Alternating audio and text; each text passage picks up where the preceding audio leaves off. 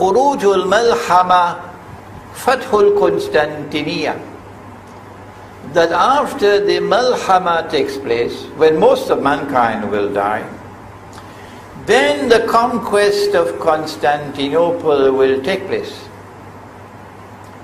They have banned my lectures now in Turkey because the lie has been busted thanks to the internet. Turkey has been brainwashed with great sophistication.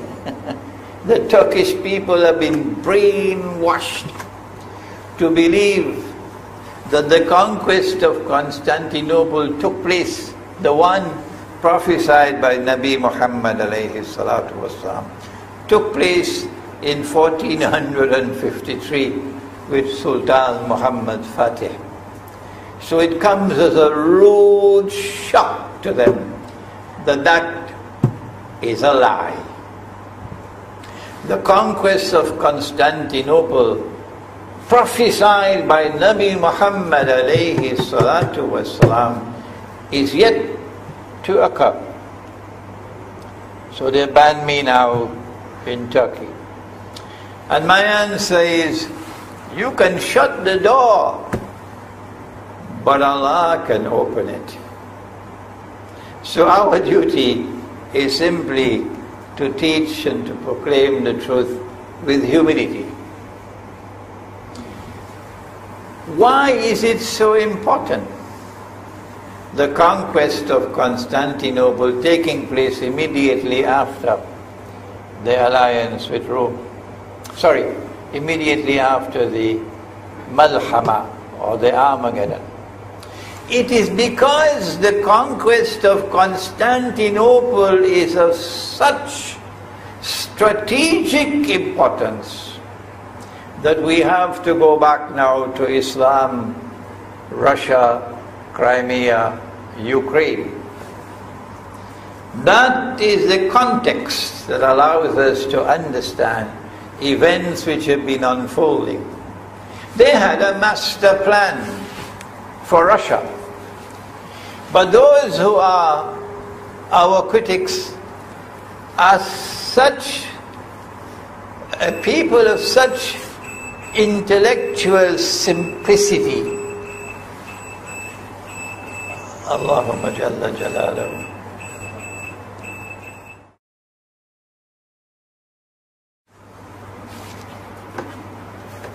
Some of our critics are so very simple-minded that they cannot even distinguish between Russia and the Soviet Union. And for them, Russia is still a communist country. I don't think we need bother about criticisms which come from such people, because they are not a people of knowledge. The attack on Rome was on two fronts. The first one was recognizing that Islam represented the greatest threat to Dajjal and Israel. So the attack would be on Islam's relationship with Rome, so that we will never have an alliance with Rome. And so that is how the Ottoman Empire came into being. Sure, the Ottoman Empire did many things that are praiseworthy. It's not necessary for me to remind you of that.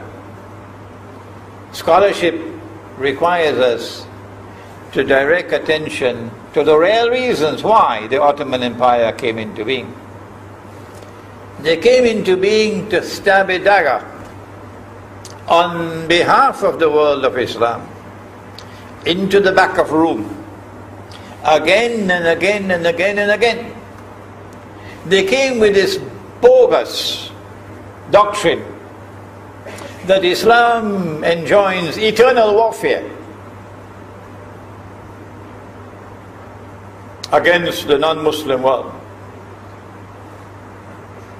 Eternal warfare, eternal jihad. And so the Ottoman Empire was established for eternal jihad. They built themselves for continuous war. And in the Quran Allah says, Wallahu yad'u ila daris salam. And Allah calls to a world of peace. But when they wage war, this war machine called the Ottoman Empire, they wage war continuously on Rome. That's why they came into being. And they wage war to eventually take Constantinople, which is the heart of Rome, and then to plunge the deepest knife of all into the back of Rome by taking the greatest cathedral of Rome, Hagia Sophia, or Hagia Sophia, which had functioned as the greatest cathedral continuously for 1,000 years. And shamelessly and disgracefully and sinfully, and as long as I live I will continue to use these words. Let it be written in my book that I'll have to face Allah with on Judgment Day. Disgracefully, shamefully, sinfully took that cathedral and transformed it into a masjid, to the eternal shame and disgrace of this ummah. And whoever is proud and happy that the Christian cathedral has become a masjid, stay away from me, I don't need your company.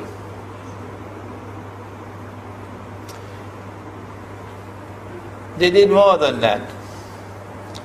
I have time to speak of only one more thing. To ensure that in the hearts of the people of Rome there will be eternal hatred for Islam. Is it the sunnah of Prophet Muhammad alayhi salatu wasalam that when you defeat an enemy on the battlefield, the anfal, or the spoils of war, the anfal, there is a chapter of the Quran called Al-Anfal. The anfal that the Ottomans demanded was that the defeated people must pay them tribute. Well, if it is being paid in gold dinars, no problem with that. But no, they also wanted that the tribute must include something called a boy tribute. That the people of Greece will have to provide them with so many young Greek boys. And these are not 6 and 7 years of age children. These are boys who have already reached the age of discretion, where they can commit sin. They have the right, the freedom, the right to remain Christian. They are 10, they're 11, they're 12 years of age. And when the Greek parents and the Armenian parents and the Russian parents provided these boys to the Ottoman, they would then convert them to Islam. Young men, raise your hands, your finger like this, and make the declaration. And if they don't, they're killed. If they don't, they're killed.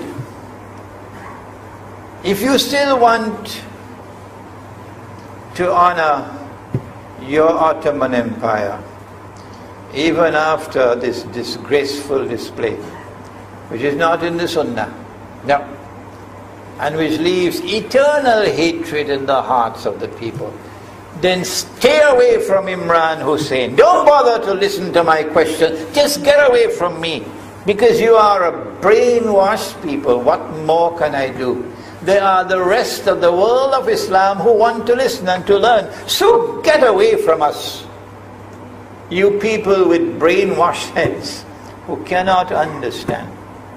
So simple things, why can't you understand? That this was deliberately designed, demanding that boy tribute after every war. And they're constantly at war.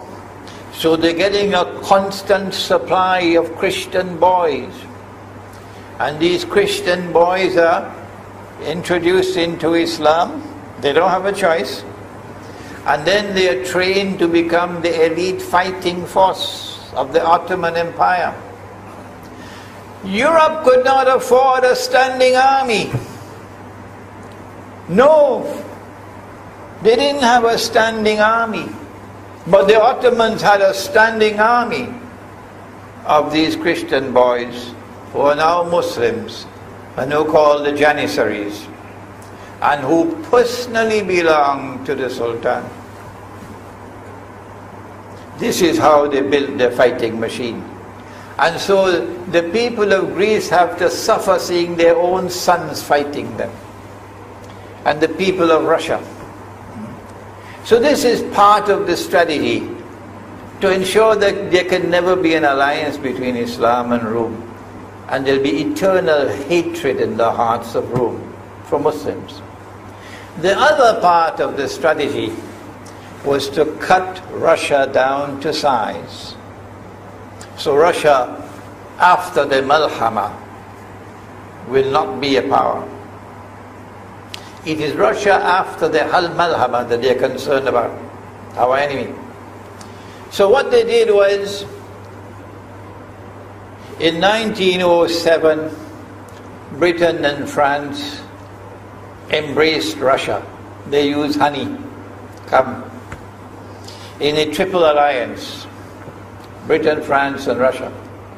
And the honey that they used to trap Russia was that if we win the war that's coming with the Ottoman Empire, you will get Constantinople, which is what Russia wants.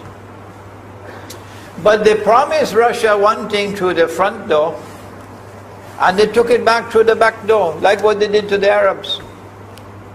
These are people with PhDs in deception. If they tell you that the sun is shining, Morris Herman, who is sitting here, will tell you, go outside and look up in the sky, see whether the sun is shining. Don't believe them. Morris, who's interviewed me many times in the past, and he's here tonight to interview me one more time.